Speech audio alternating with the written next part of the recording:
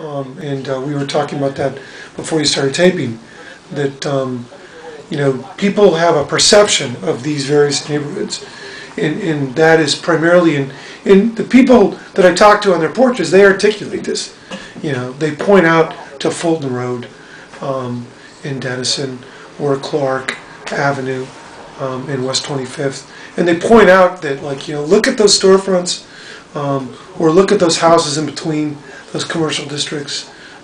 This is how people view our neighborhoods. Yeah, and I live right off of West 25th. Right. I ride my bike down it every day, right. And you know, I see the prostitutes walking up and down the street, and right. you know, the nightclubs, and you know, the drug deals and the broken glass and all that, and you know, that's the main street that right. everyone goes through my neighborhood. You know? Right. Well, in talking about specific areas, it's really important, because part of the process of how we work, and I say we because it's not just me. I've got an incredible assistant by the name of Johanna Ham, who's just extremely energetic and really strives to not just help me with the bulk of the constituent service issues, but in many ways, again, from my history and background, we continue to even provide technical assistance in terms of if it's helping write a small grant, etc., in explaining to civic groups, in block groups, in any group that has an interest, how do they help organize? How do they help us keep accountable to larger groups of citizens? One of the things in Cleveland, and this goes to the process, and I've been doing this probably for 3 years now, since I've been in council, particularly because I'm at the top of the example that I give. I give a four-finger display, and I tell people, you know, in Cleveland, we're used to kind of a model where there's a strong council person that runs a territory, you know, mm-hmm. where the kings and queens, or you know, whatever people want to call it, because we do have a lot of authority.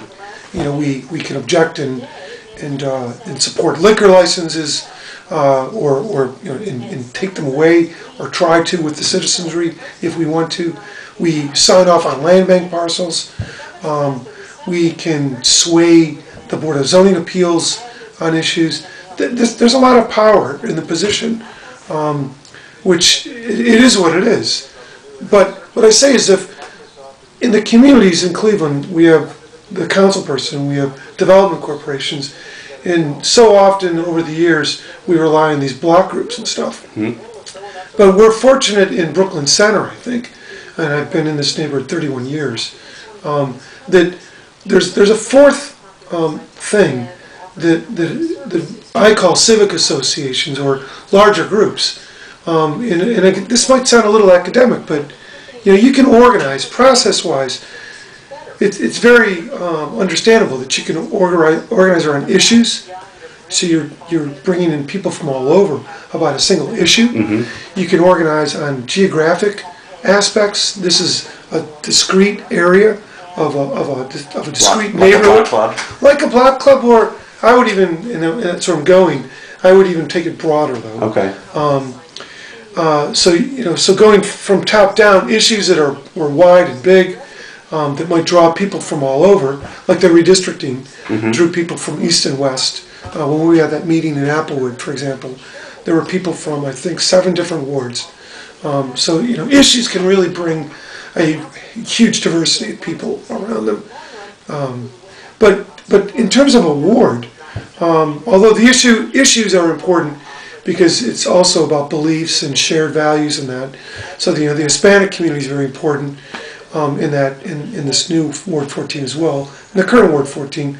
But in terms of organizing, what it really gets down to, like when we talked about crime and safety, economic development, the core issues, what it really gets down to is geography, or an issue that's based on place, like a park that needs to be secured and maintained, or a commercial area that just really is a bad entryway to a residential area.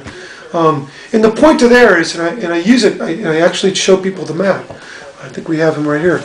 You know, I show people the map of my ward, and you know, a lot of times they're like, well, you know, I don't want to hear about your ward. And what do you know about Clark Fulton?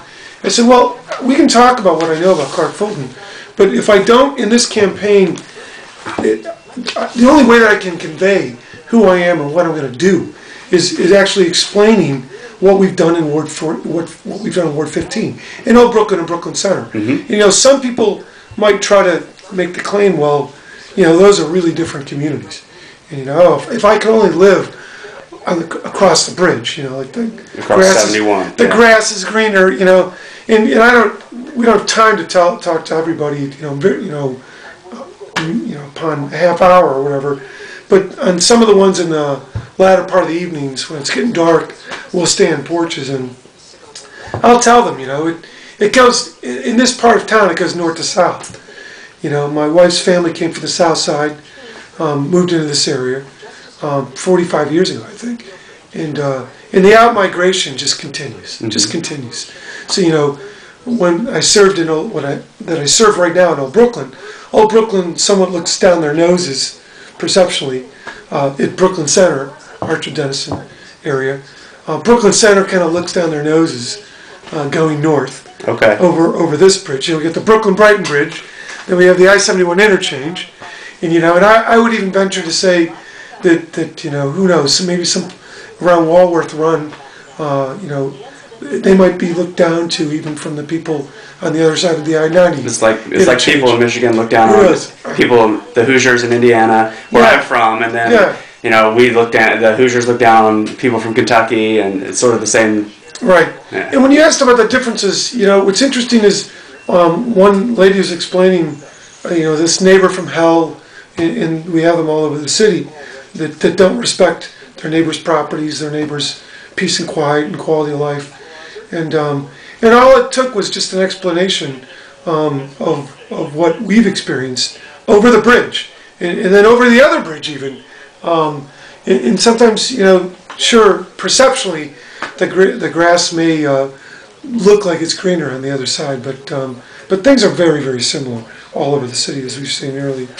But in terms of what I would do, to really get to your point, again, the process is almost as important as the goals. And really, what we're seeing in the new Ward 14 is a huge hunger for, like, how do we do things? Who can help lead us to figure out how do we make our community better? And that's a real broad issue. But, you know, when I did the four finger thing, you know, in the new Clark Fulton, at least for the majority of it, there is really very little of a presence of a CDC. So you can almost take one finger away. There's really no semblance of all. Your hands in front of your face. Okay. You might want to move. There's no semblance of all of civic associations. There are in portions, but not in the broad majority. There's not. Very, very little. And there's very little sense of active and productive block groups. Now, there's remnants of those things. There's people that have lived in the street. Just met a lady yesterday. She's lived on the street for 59 years. She remembers when she was active, either with the church, the block club, etc.